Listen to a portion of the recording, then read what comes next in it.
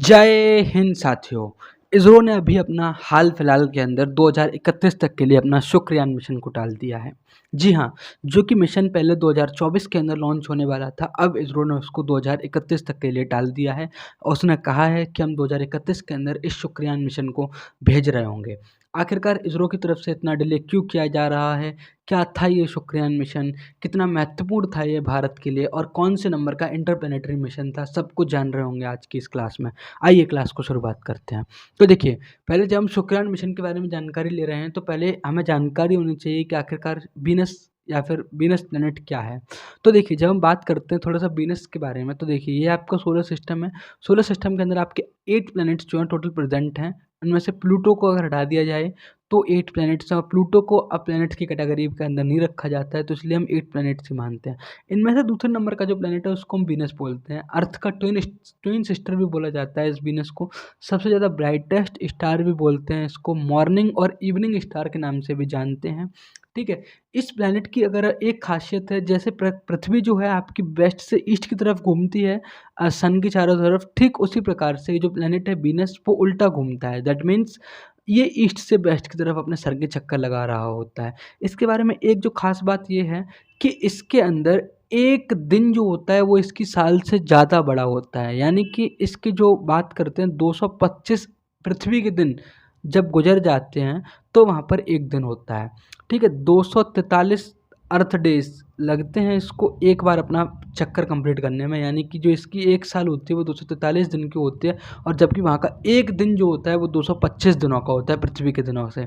Venus के पास 2 sunrises जो होते हैं पूरे एक साल के अंदर, जहाँ पर पृथ्वी के अंदर आपके 365 सनराइज देखने को मिलते हैं। यानी कि 365 दिन मिलते हैं और 365 दिन के अंदर आपको 365 बार जो है आपको सूर्य देखने को मिलता है। लेकिन वीनस के पास अगर आप जाते हो तो सिर्फ और सिर्फ एक साल के अंदर आपको सिर्फ 2 ही बार सूरज देखने को मिलेगा और आपकी साल खत्म हो जाएगी। मतलब एक दिन जो होता है वो वहाँ पे 243 225 दिनों का होता है। तो और उम्मीद करते हैं आपको ये वीनस के बारे में थोड़ी सी कोई जानकारी अच्छी लगी होगी। देखिए, एक चीज़ और है, वीनस के पास वॉल्केनिक फीचर्स हैं। मतलब वीनस के पास ऐसा बताया गया है साइंटिस्ट्स के द्वारा, टेलीस्कोप्स के द्वारा, एस्ट्रोनॉमर्स के द्वारा कि भाई वीनस के पास वॉल्केनिक फीचर्स हैं। यानी कि वॉल्केनोस के प्रेजेंट होने की संभावना वहाँ पर लगातार बनी हुई है। वीनस जो है वो काफ़ी ज़्यादा हॉट प्लैनेट है। ठीक है, और इसका जो टेम्परेचर चला जाता है, सरफेस टेम्परेचर जो चला जाता है वो 465 डिग्री सेल्सियस तक चला जाता है। ये इतना ज़्यादा टेम्परेचर है कि लेड को पिघला सकता है। ये इतना ज़्यादा हाई टेम्परेचर है कि यहाँ पर जो है लेड भी आसानी से पिघल जाती है। वीनस के बाद जब हम बात करते हैं तो फॉस्फीन गैस यहाँ पर मिल चुकी है साइंटिस्ट्स को। ठीक है, इसके साथ साथ यहाँ पर वॉल्केनोज हैं, रॉकी टेरेन है इसका। तो ये तो इसके वीनस के बारे में कुछ जानकारी हो गई, बेसिक्स जानकारी हो गई। ठीक है, अब उम्मीद करते हैं आपको ये वाली तो जानकारी समझ में आई होगी। देखिए, अब थोड़ा सा और आगे बढ़ते हैं कि वीनस के बारे में तो हमें जानकारी मिल गई। अब वीनस के बारे में जब हम बात करते हैं कि आखिरकार इससे पहले तुम्हारे वीनस के ऊपर कौन कौन से मिशंस जा चुके हैं, तो क्या इंडिया पहला ऐसी कंट्री है जो वीनस के अंदर अपना मिशन भेज रहा है? नहीं, ऐसा नहीं है। इससे पहले भी कई सारे देश जो हैं वो वीनस के ऊपर लाइव सर्च के लिए अपने कई सारे मिशंस भेज चुके हैं। जैसे कि ये डिकेड्स के अनुसार दिखाया जा रहा है, पिछले 60 वर्षों का मैं डाटा आपके लेके आया हुआ हूँ। तो 1960s के अंदर जो है 18 मिशंस जो थे वीनस के ऊपर भेजे गए थे। 1970s के अंदर 11 मिशंस भेजे गए थे। 1980s के अंदर 8 मिशन भेजे गए। 1990 के अंदर 1 मिशन भेजा गया। 2000 के अंदर 2 मिशन भेजे गए। 2010 के अंदर 5 मिशन भेजे गए। 2020 के अंदर 1 मिशन भेजा गया। तो ये आप जो रेशियो देख पा रहे हैं ना कि स्टार्टिंग के अंदर हमने 3 साल तक 1960, 70, 80 के अंदर हमने काफ़ी सारे मिशंस भेजे वीनस के ऊपर। लेकिन फिर उसके बाद एक अचानक सा डिक्लाइन देखने को मिला। इनमें से इंडिया का ये जो है ये पहला मिशन है वीनस के ऊपर। ठीक है, वहीं रशिया, यूएसए, यूरोपियन यूनियन, इन सब के काफ़ी सारे मिशंस हो चुके हैं। यूएसएसआर की कंपनी है, जब उस समय सोवियत यूनियन जो था वो टूटा नहीं था और टूटने से पहले जो है ये उन्होंने 15 सक्सेसफुल मिशन किए हैं। उन्होंने एक पार्शियल फेलियर मिशन किया है, 14 फेलियर मिशन किए हैं। टोटल जो रशिया था वो तुम्हारे 30 मिशन भेज चुका है। यूएसए के बारे में जब हम बात करते हैं तो ये अपने 11 मिशन भेज चुका है। यूरोपियन यूनियन 3 मिशन भेज चुका है। जापान जो अपने 2 मिशन भेज चुका है। तो इतनी तो ये बेसिक जानकारी हो गई। ये वीनस के अंदर कुछ इस तरह से सैटेलाइट्स जा रही होगी जब भी कोई मिशन जाता है, तो उस प्रकार से। ठीक है, अच्छा, जब हम बात करते हैं रशिया के बारे में तो ये मैंने आपको भी एक टेबल दिखाई थी कि रशिया ने 14 फेल अटेम्प्ट्स किए थे, और ये जो 14 फेल अटेम्प्ट्स थे ना, ये उसके लगातार के 14 फेल अटेम्प्ट्स थे। यानी कि वहाँ के साइंटिस्ट्स का पेशेंस देखिए कि 14 बार वो लगातार फेल होते हैं, उसके बाद भी वो हार नहीं मानते हैं। तो जीवन में यदि आपको कभी भी लगे कि आप लगातार फेल हो रहे हैं, लगातार फेल हो रहे हैं, तो आप ये मत समझिए कि मैं हार रहा हूँ, क्योंकि आप अपने हर एक फेलियर से कुछ ना कुछ एक एक्सपीरियंस गेन कर रहे होते हो, है ना। तो वही कॉन्सेप्ट जो था रशिया ने इस्तेमाल किया अपने आने वाले मिशंस के अंदर, और वो 15वीं बार में सफल होता है, और फिर ऐसा सफल होता है कि फिर वो कभी मुड़ के नहीं देखता है, और उसके फिर जितने भी मिशंस होते हैं वो एक भी फेल नहीं होता है, सिर्फ एक को छोड़ के, जो कि पार्शियल फेलियर होता है।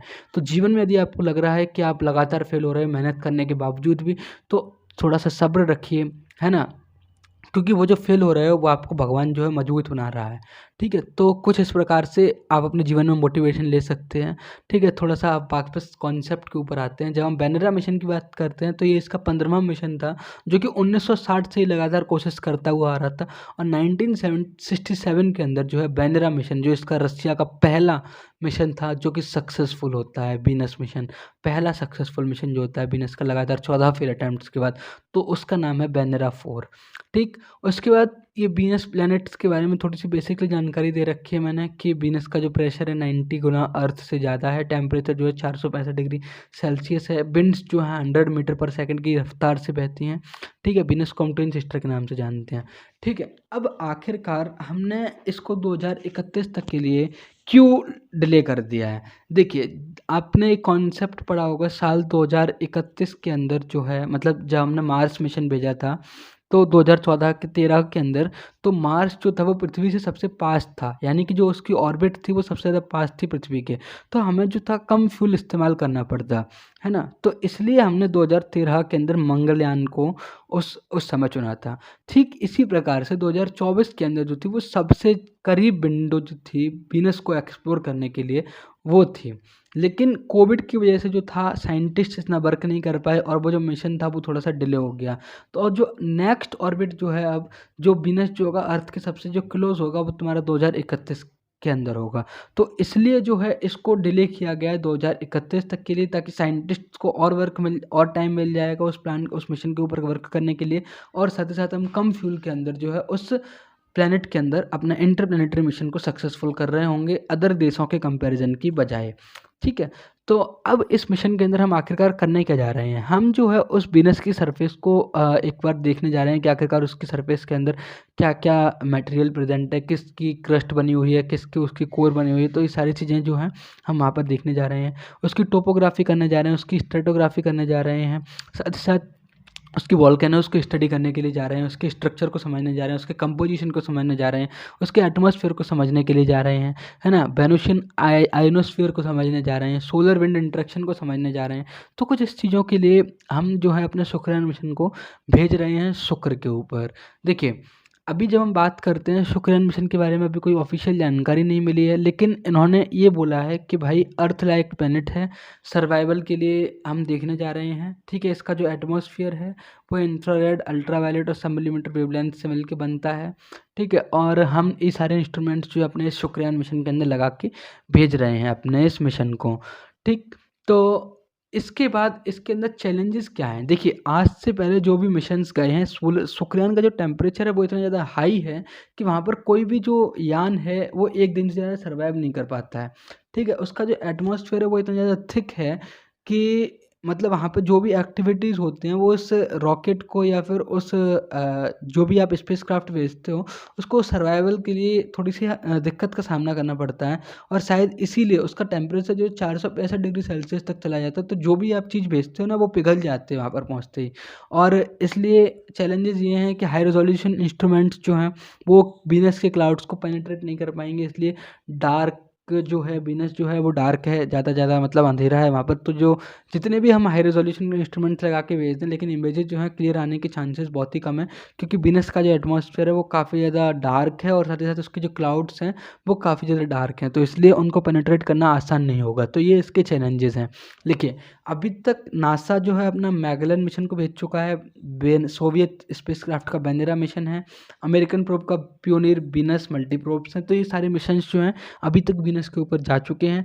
और अदर फ्यूचर मिशंस के बारे में जब हम बात करते हैं तो जैसे कि रॉकेट लैब MIT बना रही है इसको, शुक्रियान जो कि इसरो इंडिया का है, डेविन की यूनाइटेड स्टेट्स का है, वेनेरा डी रॉसकॉमोस रशिया का है, एनविजन ESA का है और वेरिटास जो है यूनाइटेड स्टेट्स का है। ये आने वाले वक्त के अंदर लॉन्च किए जाएंगे अलग अलग स्पेस एजेंसीज के द्वारा वीनस को एक्सप्लोर करने के लिए। जैसे कि रॉकेट लैब वीनस प्रोब जो है 2023 के अंदर लॉन्च किया जाने वाला है यूनाइटेड स्टेट्स के द्वारा, है ना, MIT के द्वारा बनाया हुआ है।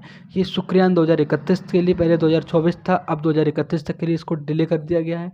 डेविन की 2029 के अंदर लॉन्च होगा, पेनेरा 2029 के अंदर लॉन्च होगा, एनविजन 2031 के अंदर और वेरिटास 2031 के अंदर। उम्मीद करते हैं आपको ये वीनस ग्रह के बारे में, शुक्रियान मिशन के बारे में जानकारी मिली होगी। तो यदि वीडियो अच्छी लगी हो, वीडियो को पसंद कीजिएगा, लाइक कीजिएगा, चैनल को सब्सक्राइब कीजिएगा और मिलते हैं आपसे अगली वीडियो के साथ। तब तक के लिए जय हिंद।